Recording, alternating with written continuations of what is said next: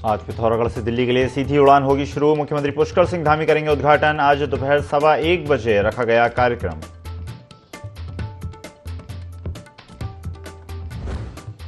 Bharatiya Janata party की दूसरी list जारी। पौड़ी गढ़वाल सीट पर अनिल बलूनी को बनाया प्रत्याशी, तो हरिद्वार सीट पर त्रिवेंद्र सिंह रावत को बनाया गया उम्मीदवार।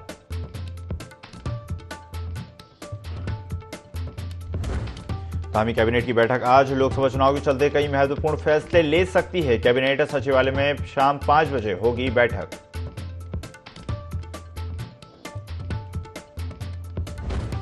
प्रदेश में मौसम एक बार फिर लेगा करवट। मौसम विभाग ने जारी किया बारिश का अलर्ट। प्रदेश के अधिकांश जनपदों में ओलावृष्टि, आकाशीय बिजली चमकने का भी येलो अलर्ट जारी।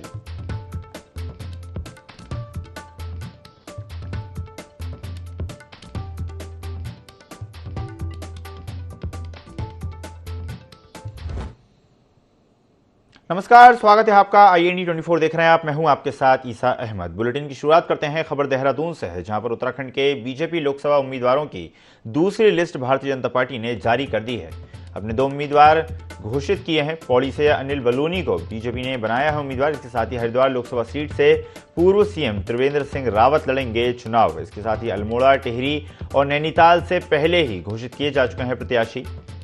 कांग्रेस भी 3 प्रत्याशी कर चुकी है घोषित। कांग्रेस ने अभी हरिद्वार, नैनीताल सीट पर घोषित किए हैं प्रत्याशी। तो कांग्रेस ने अभी हरिद्वार, नैनीताल सीट पर प्रत्याशी घोषित नहीं किए हैं। लगातार मंथन जारी है। अल्मोड़ा, टिहरी और पौड़ी से कांग्रेस के प्रत्याशी हो चुके हैं घोषित। तो लोकसभा चुनाव नजदीक है। भारतीय जनता पार्टी ने चुनाव की तारीखों से पहले ही अपने प्रत्याशियों के ऐलान करना शुरू कर दिए हैं और कांग्रेस पार्टी भी इस दौड़ में लगातार सक्रिय है। कांग्रेस पार्टी ने भी प्रत्याशियों की सूची तैयार कर ली है। कुछ सीट्स पे ऐलान किए जा चुके हैं और कुछ सीट्स पे ऐलान बाकी हैं। तो एक बड़ा लक्ष्य भारतीय जनता पार्टी ने निर्धारित किया है और उसी क्रम की तैयारी भी भारतीय जनता पार्टी की नजर आ रही है। कांग्रेस पार्टी भी लगातार मैदान में है। हाल ही में संपन्न हुए 4 प्रदेशों के विधानसभा चुनाव के बाद कांग्रेस पार्टी ने एक बार फिर मैदान में मोर्चा संभाला है और एक बार फिर जमीनी स्तर से कार्यकर्ताओं को एक्टिव करती कांग्रेस पार्टी नजर आ रही है। लेकिन भारतीय जनता पार्टी का कॉन्फिडेंस अलग स्तर पर है। जिस तरह से प्रत्याशियों की घोषणा की जा रही है और लगातार जिस तरह से भारतीय जनता पार्टी के नेता बयानबाजी करते नजर आ रहे हैं, साफ तौर पर को भारतीय जनता पार्टी का कॉन्फिडेंस देखा जा सकता है।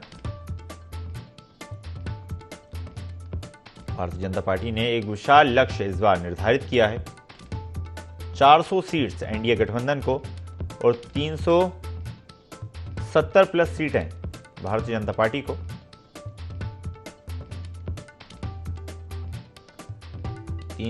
सीटें भारतीय जनता पार्टी का लक्ष्य है लोकसभा चुनाव में और उसके साथ ही हर बूथ पर 370 वोट्स बढ़ाना भी भारतीय जनता पार्टी का इस लोकसभा चुनाव में लक्ष्य है। जिन बूथ पर भारतीय जनता पार्टी को हार का सामना करना पड़ा था, वहां पर जीत और इसके साथ ही जहां जीत मिली थी वहां पर वोटिंग परसेंटेज बढ़ाना भारतीय जनता पार्टी का लक्ष्य है। खबर पर ज्यादा जानकारी के लिए सहयोगी विनय सूद हमारे साथ जुड़ गए हैं। विनय, भारतीय जनता पार्टी के केंद्रीय नेतृत्व और राज्य नेतृत्व का लगातार मंथन जारी रहा और अब भारतीय जनता पार्टी ने दूसरी लिस्ट भी जारी कर दी है, जिसमें नाम लगातार चौंकाने वाले सामने आ रहे हैं। क्या भारतीय जनता पार्टी की तैयारी देखी जा सकती है? जी बिल्कुल ईसा, देखिए आपको बता दें कि लोकसभा चुनाव को लेकर भाजपा की तैयारियां लगातार जारी है और तमाम अभियान जो है वो भी इस दौरान चलाए जा रहे हैं उत्तराखंड में। तो ऐसे में देखा जा सकता है कि जिस तरह से जो भाजपा की 5 लोकसभा सीट हैं उन पर प्रत्याशियों के जो नाम हैं वो पूरी तरह से तय हो चुके हैं। अब हरिद्वार और पौड़ी की अगर बात करें तो उसमें भी देर शाम सूची आने के बाद में जो यहाँ पर नाम है प्रत्याशियों के वो तय किए जा चुके हैं, जिसमें कि जो सांसद रहे हैं, राज्यसभा सांसद जो इस दौरान रहे हैं अनिल बलूनी, उनको पौड़ी से जो है दावेदार घोषित किया गया है। तो साथ ही अब जो त्रिवेंद्र सिंह रावत जो कि पूर्व मुख्यमंत्री भी रहे हैं, उनको हरिद्वार से टिकट की दावेदारी इस दौरान की गई है। तो ऐसे में देखा जा सकता है कि पूरी तैयारियां जो है यहाँ पर भाजपा की जोरों से चल रही है और पूर्ण बहुमत के साथ जिस तरह से लोकसभा चुनाव में जीत हासिल करनी है, इसको लेकर तमाम जो यहाँ पर तैयारी है वो की गई है। जी विनय, जिस तरह से हम जानते हैं न सिर्फ उत्तराखंड में बल्कि पूरे देश में इसी तरह से दल बदल की राजनीति जारी है। कांग्रेस पार्टी भी कुछ नेताओं पर भरोसा जता रही थी, उनको अपना लोकसभा प्रत्याशी मान के चल रही थी, लेकिन जिस तरह से अचानक से दल बदल हुआ तो कहीं ना कहीं कांग्रेस पार्टी को एक नई रणनीति के साथ आगे बढ़ना होगा और नए प्रत्याशियों का चयन करना होगा। जी बिल्कुल, देखिए यहाँ पर कांग्रेस की अगर बात करें तो कांग्रेस ने भी जो है अपने 3 दावेदारों की सूची उत्तराखंड में जारी कर दी है और 2 प्रत्याशियों की जो लिस्ट है उन्होंने अभी जारी नहीं की है, लेकिन वो जल्द ही इस पर भी जो है सूची जारी कर देंगे। तो ऐसे में देखा जा सकता है कि जिस तरह से जो कांग्रेस है, कांग्रेस के कई ऐसे बड़े नेता जो हैं जिन्होंने भाजपा का दामन थाम लिया है, तो ऐसे में काफ़ी दिक्कतें जो है इस दौरान कहीं ना कहीं कांग्रेस को देखने को मिली है। तो अब जो जिम्मेदारी इस दौरान यहाँ पर दी गई है, तो गणेश गोंदियाल को पौड़ी से टिकट के दावेदार घोषित किया गया है। साथ ही साथ प्रदीप टम्टा जो हैं उनको भी यहाँ पर जिम्मेदारी टिकट को लेकर के दी गई है लोकसभा चुनाव में, और वहीं टिहरी से जो है गुनसोला को जिम्मेदारी दी गई है। तो देखा जा सकता है पूरी तैयारी जो है इस दौरान कांग्रेस में भी लगातार चल रही है, लेकिन जिस तरीके से बीजेपी के अभियान चल रहे हैं, बड़े अभियान लगातार किए जा रहे हैं उत्तराखंड में, तो जो दावा है बीजेपी का वो यही है कि अब की बार 400 पार के लक्ष्य को लेकर के जो है लोकसभा चुनाव में जीत हासिल करनी है। और उत्तराखंड की अगर बात करें तो उत्तराखंड में जो 5 सीटें हैं, 5 सीटों पर पूर्ण बहुमत के साथ, प्रचंड बहुमत के साथ जीत दर्ज करने की जो बात है वो यहाँ पर बीजेपी कर रही है। जी बिल्कुल विनय, जिस तरह से आपने बताया कि भारतीय जनता पार्टी की तैयारी लगातार जारी है, लेकिन इस बीच पूर्व सीएम त्रिवेंद्र सिंह रावत की भूमिका को लेकर भी लगातार संशय बना हुआ था। कई सारे लोग कई सारी बातें करते नजर आ रहे थे और आखिरकार उन्हें हरिद्वार लोकसभा सीट से प्रत्याशी बनाया गया है। काफी अहम ये सीट है। इस तरह से किस तरह के समीकरण इस सीट पर देखे जा सकते हैं? जी बिल्कुल, देखिए यहाँ पर आपको बता दें कि सूत्रों की अगर बात करें तो सूत्रों के मुताबिक जिस तरीके से यहाँ पर हरिद्वार लोकसभा सीट जो है वहाँ से पूर्व मुख्यमंत्री त्रिवेंद्र सिंह रावत को जो है प्रत्याशी घोषित किया गया है, तो ऐसे में देखा जा सकता है कि अब उनको लेकर के लगातार कयास लगाए जा रहे थे कि वो चुनाव के लिए दावेदार हो सकते हैं, और आला कमान ने जो है उनको वहाँ से प्रत्याशी घोषित कर दिया है। तो पूर्व मुख्यमंत्री रहे हैं, काफ़ी अच्छा कार्यकाल जो है का मुख्यमंत्री रहते हुए रहा है। तो ऐसे में अब जो यहाँ पर जो संशय था वो पूरी तरह से खत्म हो चुका है, और अब जो है इनको जिम्मेदारी लोकसभा चुनाव में जिस तरह से हरिद्वार के लिए दी गई है, तो काफी महत्वपूर्ण भूमिका इस दौरान त्रिवेंद्र सिंह रावत की रहने वाली है। जी बिल्कुल, तो माना जा सकता है कि जितना बड़ा लक्ष्य भारतीय जनता पार्टी ने निर्धारित किया है उसी स्तर की तैयारी भी भारतीय जनता पार्टी करती नजर आ रही है। जिस तरह से कयास लगाए जा रहे थे कि चौंकाने वाले नाम शामिल हो सकते हैं, चौंकाने वाले नाम शामिल किए गए हैं और दिग्गजों पर भरोसा एक बार फिर भारतीय जनता पार्टी जता सकती है। दिग्गजों पर भरोसा भी जताया जा रहा है। धन्यवाद विनय, जुड़ने के लिए और जानकारी साझा करने के लिए। बढ़ते हैं खबरों में आगे। विधेयक को राष्ट्रपति की मंजूरी मिल गई है। आपको बता दें यूसीसी पर लगातार मंथन चला और आखिरकार यूसीसी विधेयक को राष्ट्रपति की मंजूरी मिल चुकी है। अब नियमावली बनने के बाद इसे राज्य में लागू कर दिया जाएगा। मुख्यमंत्री पुष्कर सिंह धामी ने कहा कि 2022 के चुनाव में उत्तराखंड की जनता से वादा किया गया था कि नई सरकार का गठन होने के बाद उत्तराखंड में यूसीसी लागू किया जाएगा। विधानसभा में पारित होने के बाद राष्ट्रपति को अनुमोदन के लिए भेजा था, जिस पर मंजूरी मिल चुकी है। उन्होंने इस दौरान राष्ट्रपति द्रौपदी मुर्मू का आभार व्यक्त किया।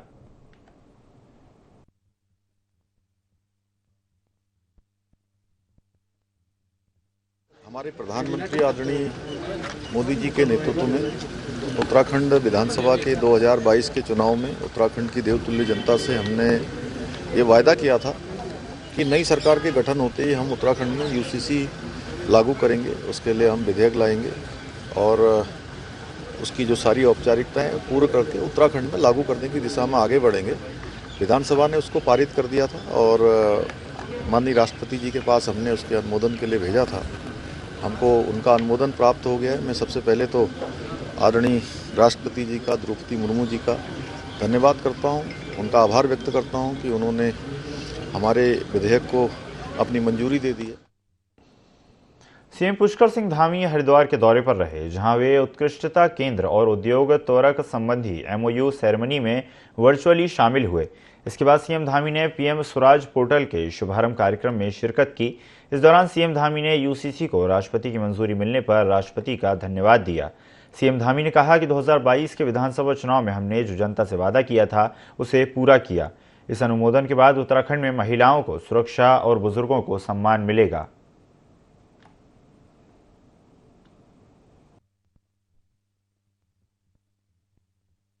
हमारे प्रधानमंत्री आदरणीय मोदी जी के नेतृत्व में उत्तराखंड विधानसभा के 2022 के चुनाव में उत्तराखंड की देवतुल्य जनता से हमने ये वायदा किया था कि नई सरकार के गठन होते ही हम उत्तराखंड में यूसीसी लागू करेंगे। उसके लिए हम विधेयक लाएंगे और की जो सारी औपचारिकताएं पूर्ण करके उत्तराखंड में लागू करने की दिशा में आगे बढ़ेंगे। विधानसभा ने उसको पारित कर दिया था और माननीय राष्ट्रपति जी के पास हमने उसके अनुमोदन के लिए भेजा था।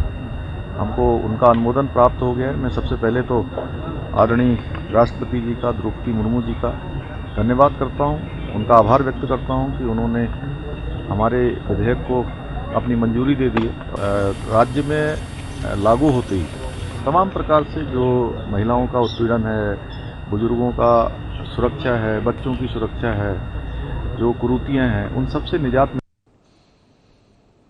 मुख्यमंत्री पुष्कर सिंह धामी चमोली के दौरे पर रहे, जहां कार्यकर्ताओं ने सीएम धामी का जोरदार स्वागत किया।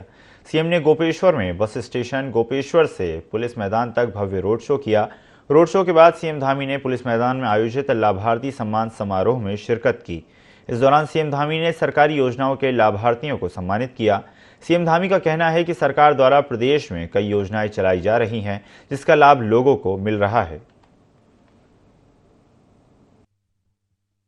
10 सालों में जो हमारे प्रधानमंत्री मोदी जी का कालखंड है, इस कालखंड में शायद भारत का एक भी व्यक्ति ऐसा नहीं होगा जिसको कोई ना कोई लाभ नहीं मिला होगा। किसी को किसान सम्मान निधि मिली है, किसी को आयुष्मान भारत मिला है, किसी को उज्ज्वला योजना मिली है, किसी को प्रधानमंत्री आवास योजना में लाभ मिला है, किसी को गरीब कल्याण योजना में लाभ मिला है, किसी को स्वच्छ भारत में जो इज्जत घर बनाए गए हैं उसमें लाभ मिला है। लाभार्थियों की संख्या बहुत बड़ी है और एक एक व्यक्ति को, एक एक परिवार को कई सारी योजनाओं का लाभ मिला है। मेरा सौभाग्य है कि आज मैं धार्मिक और सांस्कृतिक रूप से बहुत ही इस पवित्र भगवान गोपीनाथ की धरा पर विभिन्न योजनाओं को, लाभार्थियों को आज यहां पर जहां सम्मानित करने का अवसर मिला है, वहीं विकास की बहुत सारी योजनाओं को, जिसमें 229 करोड़ 31 लाख की योजनाओं का आज यहां पर शिलान्यास एवं लोकार्पण किया गया है। कांग्रेस पार्टी ने उत्तराखंड की 5 लोकसभा सीटों में से 3 लोकसभा सीटों पर प्रत्याशियों की घोषणा की है। इसके बाद कांग्रेस पार्टी के प्रदेश अध्यक्ष करण माहरा की पहली प्रतिक्रिया सामने आई, जिसमें उन्होंने कहा कि उन्हें इस बात की खुशी है कि कांग्रेस पार्टी ने स्वच्छ छवि के प्रत्याशी चुनावी मैदान में उतारे हैं। उन्होंने कहा कि टिहरी लोकसभा सीट से कांग्रेस पार्टी के प्रत्याशी जोत सिंह गुनसोला स्वच्छ छवि के व्यक्ति हैं और सबके साथ उनका मेलजोल अच्छा है। वहीं अन्य प्रत्याशी कांग्रेस ने स्वच्छ छवि के मैदान में उतारे हैं।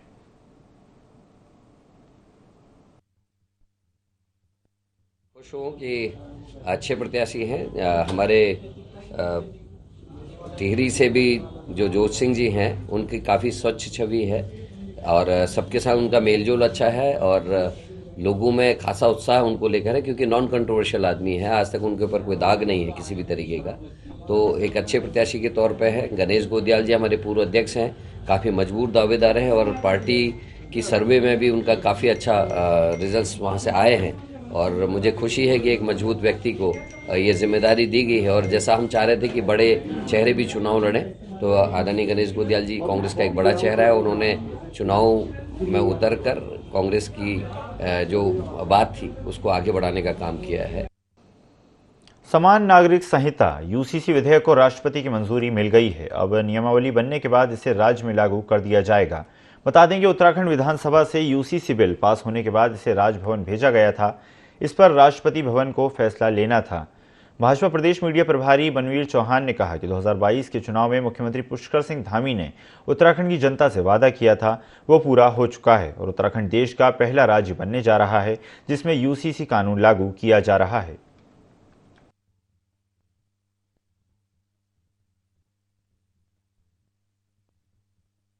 अपने प्रदेश के यशस्वी मुख्यमंत्री माननीय पुष्कर सिंह धामी जी को धन्यवाद करना चाहते हैं, आभार व्यक्त करना चाहते हैं कि उन्होंने 2022 के चुनाव में जो उत्तराखंड की जनता से वादा किया था, उस वादे को उन्होंने आज पूरा किया है। और ये सौभाग्य की बात है कि उत्तराखंड राज्य देश का पहला राज्य है जिसने अपने राज्य में यूसीसी को लागू किया है। पूरे देश में सीए लागू कर दिया गया है, जिसमें अन्य देशों के लोगों को भी भारत की नागरिकता मिल सकती है, जिस पर अब राजनीति भी शुरू हो चुकी है। बीजेपी के नेताओं की माने तो उनका कहना है कि प्रधानमंत्री नरेंद्र मोदी के नेतृत्व में देश आगे बढ़ रहा है और जिस तरीके से पूरे देश में सीए कानून लागू किया गया है उसका वो स्वागत करते हैं और इससे निश्चित रूप से अन्य देशों के नागरिकों को जो अन्य देशों में प्रताड़ित हैं उनको लाभ मिलता हुआ नजर आएगा। लेकिन वहीं विपक्ष इस पर हमलावर है। विपक्ष का कहना है कि सीए लागू करना खासकर लोकसभा चुनाव से पहले कहीं ना कहीं भारतीय जनता पार्टी की तुष्टीकरण की राजनीति को दर्शाता है, क्योंकि बीजेपी के पास 10 साल रहे हैं लेकिन उन 10 सालों में बीजेपी ने सीए लागू नहीं किया। आखिर चुनाव के समय ही बीजेपी को सीए लागू क्यों करना पड़ा? बहुत स्वागत योग्य कदम है कि जो अल्पसंख्यक अफगानिस्तान, बांग्लादेश और पाकिस्तान से प्रताड़ित होकर के इस देश में आए थे उनको नागरिकता देने का निर्णय एक बहुत ही साहसिक निर्णय भी है और एक समय के अनुकूल निर्णय भी है और इसका पूरे देश में सभी जगह लोग स्वागत भी कर रहे हैं। देश के प्रधानमंत्री नरेंद्र मोदी जी का, जो खुद भी लौह पुरुष से कम नहीं है, अमित शाह जी का, मुझे उनका बयान याद आता है। उन्होंने कहा था कि चुनाव से पहले हम सीए लागू करेंगे और सीए लागू हो गया है। उसके लिए मैं अमित शाह जी को, मोदी जी को, नेतृत्व को बधाई देता हूं, शुभकामनाएं देता हूं। और जो लोग हल्ला मचा रहे थे कि सीए लागू होगा तो ऐसा हो जाएगा, वैसा हो जाएगा, कहीं किसी ने परिंदा तक कहीं नहीं हिला। ये ऐसा कुछ चल रहा है और इसका लाभ देश के आम नागरिक को मिलेगा। मैं एक बार फिर प्रधानमंत्री जी का और अमित शाह जी का आभार व्यक्त करता हूं। राष्ट्रपति की मंजूरी मिल गई होगी, पर मेरा ये कहना है कि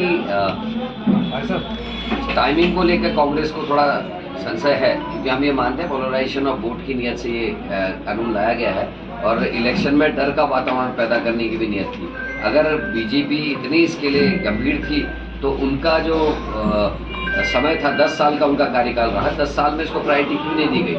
2019 में तो मैनिफेस्टो में भी रखा था, 2019 से 2024 आ गया, 24 में भी चुनाव जब मुहाने पे खड़ा है तब इसको लेके आए हैं। इससे इनकी नियत पे हमको शंका है और क्या इसके अंदर ये चीजें और ऐड करेंगे या घटाएंगे वो देखने वाली बात है। ये सब चीज मुझे लगता है कि इस वक्त जिस तरीके से इस चीज को कर गया, इससे पोलराइजेशन की राजनीति जो भाजपा हमेशा करते हुए आई है उसने वो करा, क्योंकि उनको लगा कि हम लोकसभा में उनके मुद्दों के साथ चुनाव में जाएंगे, वो क्या बोलेंगे कि हमने युवाओं को रोजगार कितना दिया, हमने महंगाई कितनी कम करी, हमारे उसमें भ्रष्टाचार कितना कम हुआ।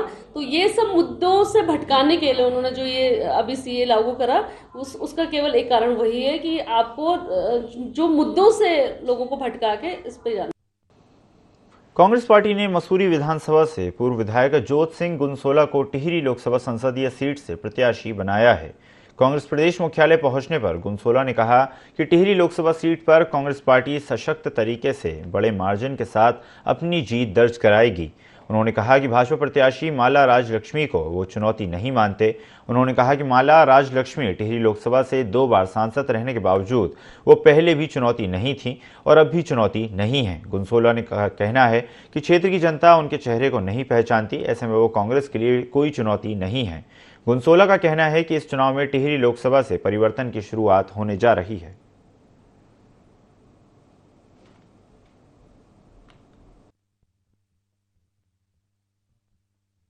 मुझ जैसे एक साधारण कार्यकर्ता को जो है पार्टी ने टिहरी लोकसभा से प्रतिनिधित्व करने का अवसर दिया।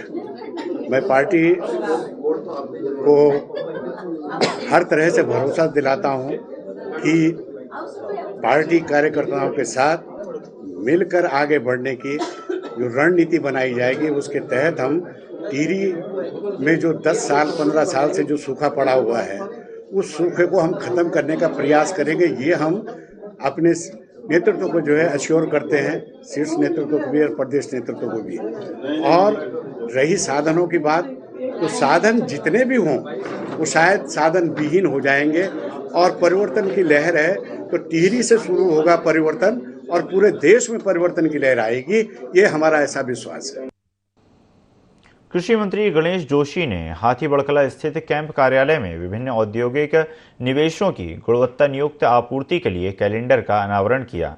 इसके साथ ही जहां उद्यान विभाग से जुड़े कई अधिकारीगण इस बैठक में मौजूद रहे। मंत्री गणेश जोशी ने प्रधानमंत्री नरेंद्र मोदी और केंद्रीय कृषि मंत्री का आभार व्यक्त किया। साथ ही कहा कि राज्य में मुख्यमंत्री के मार्गनिर्देशन में उत्तराखंड राज्य में औद्यानिक का समग्र विकास करते हुए काश्तकारों की आय में गुणात्मक वृद्धि के लिए महत्वपूर्ण कार्यक्रम संचालित करने के साथ साथ विभिन्न योजनाओं के अंतर्गत देय राज्य सहायता की धनराशि में भी वृद्धि की जा रही है।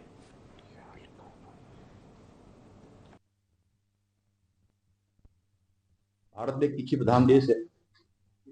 देश की जीडीपी में एग्रीकल्चर का, हॉर्टिकल्चर का 19% से अधिक का योगदान है और धामी सरकार लगातार इसको आगे बढ़ाने का काम कर रही है।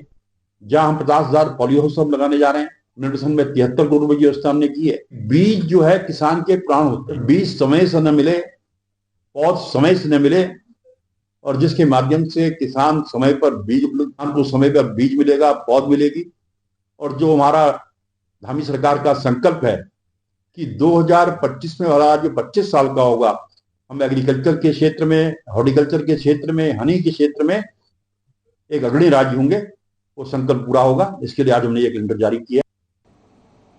समान नागरिक संहिता यानी कि यूसीसी विधेयक को राष्ट्रपति की मंजूरी मिल गई है। अब नियमावली बनने के बाद इसे राज्य में लागू कर दिया जाएगा। यूनिफॉर्म सिविल कोड विधेयक को राष्ट्रपति की मंजूरी की पुष्टि गृह सचिव शैलेश बगोली ने दी। बता दें कि राज्यपाल ने यूसीसी विधेयक राष्ट्रपति को भेजा था। राजभवन में इस पर विचार करने के बाद विधायी विभाग को भेजा गया था और अब विधेयक को राष्ट्रपति की मंजूरी मिल गई है।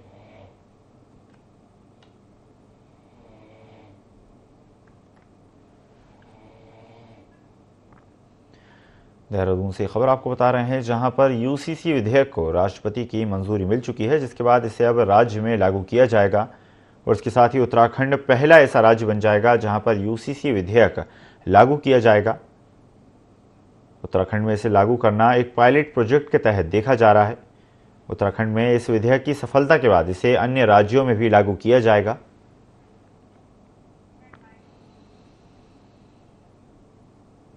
पौड़ी गढ़वाल से लोकसभा कांग्रेस प्रत्याशी गणेश गोदियाल ने कहा कि जैसे ही कांग्रेस के द्वारा 3 टिकट जारी होने की बात का पता चला, कार्यकर्ताओं में काफी उत्साह देखने को मिला और गढ़वाल लोकसभा क्षेत्र से टिकट मिलने के बाद मुझ में भी उत्साह का संचार हुआ। पौड़ी के तमाम विधानसभा क्षेत्र से कार्यकर्ताओं का संदेश आया है कि उन्हें टिकट मिलने के बाद सभी कार्यकर्ताओं में जीत के जुनून का संचार हुआ।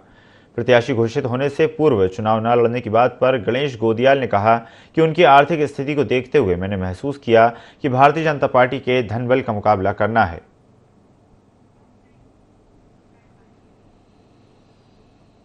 इस बुलेटिन में फिलहाल इतना ही। खबरों का सिलसिला लगातार जारी है। बने रहिए IND 24 के साथ। नमस्कार।